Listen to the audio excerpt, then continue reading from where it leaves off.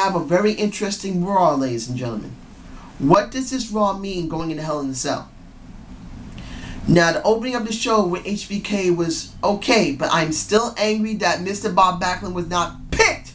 Whoever chose, if any of you who are watching this chose HBK over Mr. Bob Backlund, I don't hate y'all. I just feel that you're not well educated when it comes to Mr. Bob Backlund and how great he is. Don't leave it at that. But seeing that HBK put over Bryan and Orton, and then Orton came out to try and RKO him, wasn't that bad. But the thing about this entire thing wasn't about Orton, wasn't about HBK. It was more about The Miz. Now, if you see it from this perspective, Orton had to win, no matter if he was in his hometown of St. Louis or not. They need this going into Hell in a Cell. This is 2 weeks away. They got to build them up. So he won that match. But having Bray Wyatt dealing with The Miz, it's like apples and oranges. The Miz is not the perfect match for a Bray Wyatt. But it's like the writing team had no one else they could think of to throw at Bray Wyatt. So they throw The Miz at him and say, I don't like people like you who care more about the limelight than anything else, who it loves to be the spectacle. I am going to make sure you never be a spectacle again. Follow the buzzard. It wasn't those words, but it just doesn't feel right. Bray Wyatt needed 3 people. Understand, this is my perspective, my humble perspective. I want to know yours. The 3 best people that could have really gotten him over and then springboarded him off into doing something else would have been either The Undertaker, Kane, or Goldust. Right now, Goldust is busy with his brother Cody, and I'll get to him in a minute. Kane is gone for a little while, either taking a break, doing a movie, whatever. And we already know that Undertaker already had his time, and he won't come back until WrestleMania. So, knowing that these were the only ones who really could have gotten this character and this type of genre over, really brings down the entire thing for me. Bray Wyatt is still a great talent. Luke and Eric by his side with that mask is still a great product. But the problem here is that they don't got no one that can do it with them. They still needed someone to get them over. The match with Kane and Bray was too short. The feud was too short. We needed longer time with Kane dealing with Bray Wyatt and even joining them. Maybe to a short extent. Not having him there has taken a lot of steam out of their sails. I'm sorry. The wind has been taken out of the sails, and as much as I hope this works with The Miz, I don't see it happening. So another thing that I feel really bad about is Santino Marella versus Fandango. I love Santino. He is still a funny character. And the WWE had a perfect opportunity, I think about 1.5 years ago with Santino. They could have easily gave him a shot at the world title. He could have gotten that shot. And they should have let him have it. Because he was red hot 1.5 years ago. People, when he started doing that power walk and started doing the Cobra, he was so well over that he could have gone and become a world champion and would have been more interesting. I just feel like they could have done more with him. And they could still do it. He's still loved. But the problem here is with Fandango. I really want to see a feud between these guys. They can make it funny.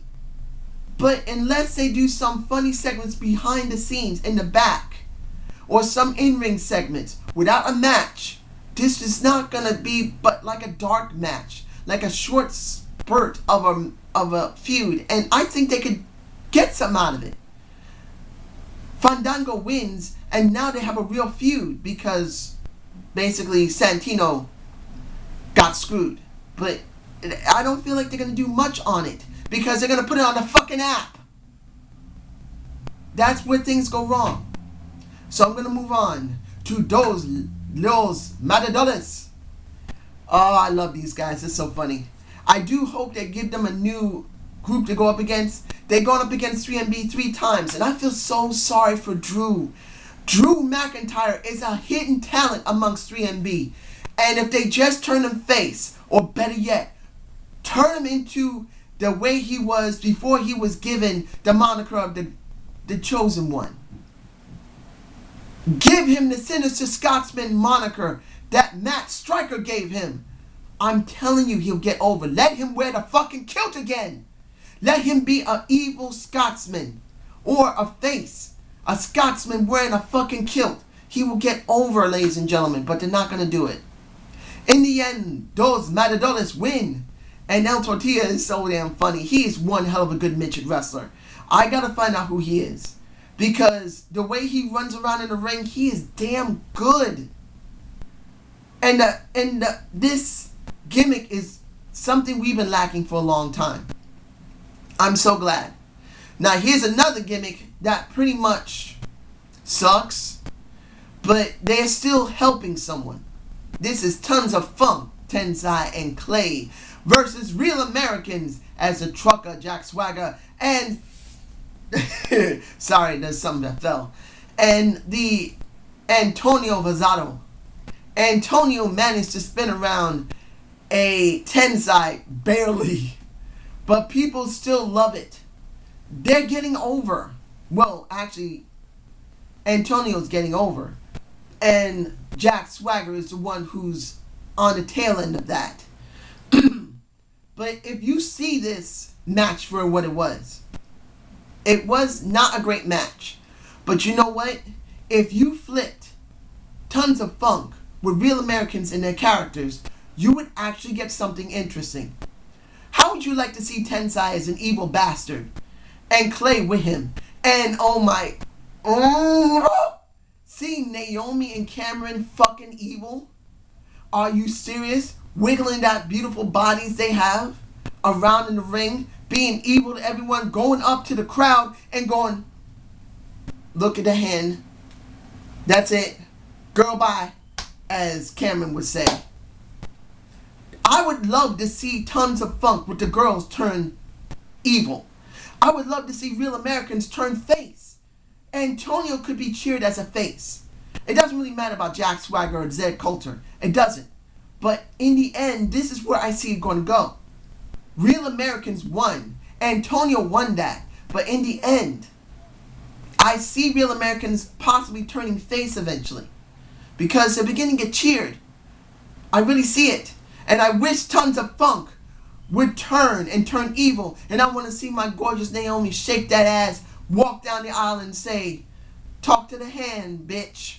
Well, of course you can't say bitch on TV, it's PG. But you get my point. Now, moving on to the ADR versus Daniel Bryan match. Now, we had this segment in the ring with the glorious Stephanie and Triple H, the King of Kings, God himself. He sounded good. I just don't understand. I don't understand where they're going with this. Because if it's going the way I am thinking it's going to go, it makes no sense. Why would you have Triple H facing Big Show when it should be Triple H facing Daniel Bryan? Unless they just want to give Daniel Bryan some time to really get over with Orton, which I could understand. That would make the perfect sense. And that's what I'm hoping for. But let me get back to this segment. Hearing that Triple H is mad now and he doesn't want to play around and he's going to make Big Show grovel was actually a nice touch. Now, when it came down to it, you see Daniel Bryan coming out and chanting yes and then getting nailed by ADR. At first, I didn't understand why would they bring ADR out until they announced the match. And when they finally had the match, it was a good match. It wasn't the match of the night, but it was a good match. But seeing Randy Orton going after Bree in the trainer's room and then seeing Daniel Bryan running to his Lady Love, this makes me feel that the next power couple will be coming soon, which will be Bryan and Brie Bella. And I'll be getting to Brie in a minute. But seeing Daniel Bryan getting cold cocked by a Randy Orton was not that bad. We already saw Randy Orton get over.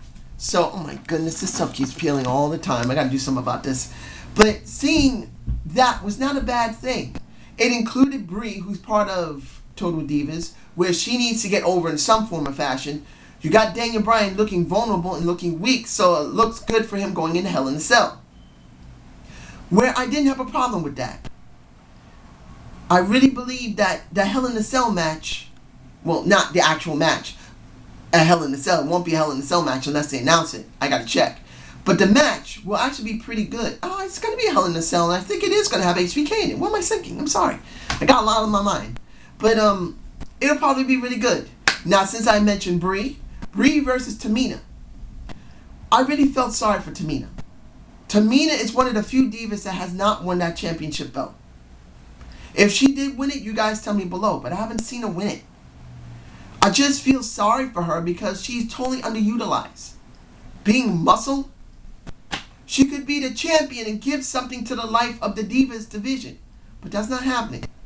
She did win the match and did splat and Samoa drop Brie to try and make her look tough and try to make it more appealing that an AJ could win this. But in the end, if AJ wins in Hell in a Cell, if she wins her match there, I just feel like I don't understand what's wrong with them. You put Stephanie McMahon in this segment to hype up for that match, and it's going to hype up to Hell in a Cell. But if there is no winner other than AJ, it's stupid. So I'm moving on to the two matches that are important for Hell in a Cell. Curtis Axel versus Punk, and R-Truth versus Ryback. Now the Maddox did deal with the Paul Heyman, and the Maddox always makes sure that he is on top. He told Paulie, yes, I heard what you said, that Punk pretty much screwed you, so I'm giving you an opportunity. Beat the clock. Ryback and R-Truth versus CM Punk and Axel. Whoever wins that time limit, they have the right to choose a stipulation. So when it comes to the match between Ryback and R-Truth, I felt sorry for both of them. You see, it's not the point that Ryback won the match but still lost to beat the clock. Ryback was a much better personality when he was a face, and R-Truth was a way better personality as a heel. And I see Ryback last year and R-Truth the year before that. One in 2012 was doing great as a face. One in 2011 was doing great as a heel.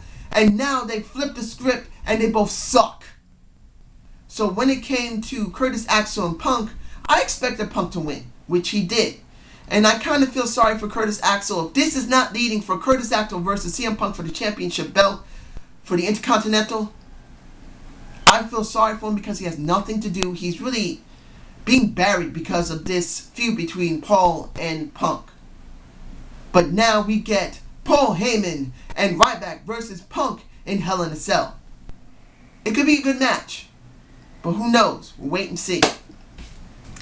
Now, let's see here. Anything I'm forgetting here? I already talked about tons of funk. I talked about Ryback. I talked about those that matter daughters. I talked about The Miz. I've talked about ADR. Okay, finally, the match you've been waiting for. Cody Rhodes and Goldust versus The Shield. This was the match of the night. The crowd loved it in St. Louis. I loved it. I loved seeing them doing such good work. The Shield, Seth and Rollins do very good work as a tag champs. The problem was that they weren't allowed to branch off on their own. Seeing Dean there is just an example of that as well. If they just let them have segments on SmackDown or Raw by themselves, particularly Raw, this will make people more interested in seeing SmackDown. If they were separated, it would work. Now, seeing Triple H early in the night with Stephanie saying you're getting a DQ match, you can do whatever the hell you want, was actually very good. It really helped the match. Goldust looked very good, but Cody really was spotlighted in this. He was. But in the end, it was, I believe, Goldust. Oh my goodness, this thing's unsticking. In the end, Goldust, I believe, was the one who won it. And then, no, it was Cody. I'm very sorry. I'm getting things confused because I'm still irking about what's going on with Triple H and the Big Show. Because the Big Show came out, knocked out Seth, knocked out Rollins, knocked out Dean, and that is how Cody won. And then the Triple H comes out livid, taking off everything, and I know you women, I know the women, and some men were very happy to hope and pray that God himself would take off his shirt and you would see his glorious muscles. Not one of them. But I'm not bashing you for that. There's nothing wrong with that. That's what you love. That's what you get. Unfortunately, didn't go far enough with it. But seeing the Big Show up in the stands chanting yes, and one of those people wanted a high five from Big Show, and when the Big Show didn't do it, that I think it was a woman, was like, oh, come on. Oh, you ain't gonna do it for me, man? But you know what? Okay, I'm gonna hold up my belt. Felt kind of sorry for that fan. They really wanted a high five from Big Show. But in the end, this is hyping up for Big Show and Triple H. I'm just hoping, please tell me below if you believe what I'm believing. This is just setting up for later in the months for Daniel Bryan dealing with Triple H. If this is only about the Big Show and Triple H, that's really bad business. I'm sorry. Triple H needs to deal with Bryan because he needs to get over, because Bryan is in the Breakfast Club. He is a pledge with the CM Punk. I really believe that he needs him. But not taking away from Cody and Goldust. I'm happy to see Goldust and Cody. I want to see what they're going to do with them. I want to see how those two are going to talk. I want to see what's going to happen. And I may mention something lastly. No, I'm not going to talk about it now. I'll talk about my debate in a week. But how do I rate this show? It didn't feel exactly right. So I'm going to give it a B-. It wasn't totally good. Particularly seeing those two, big R-Truth and Ryback, who really deserve better. They just are not working. But this is what we get. So I hope you enjoyed the Zane G, and subscribe and comment to my channel. Give me a thumbs up. I will be doing my debate of the week, and I'm going to be doing it probably in the next day or so. You might actually see it right after this one is uploaded. You guys have a good day.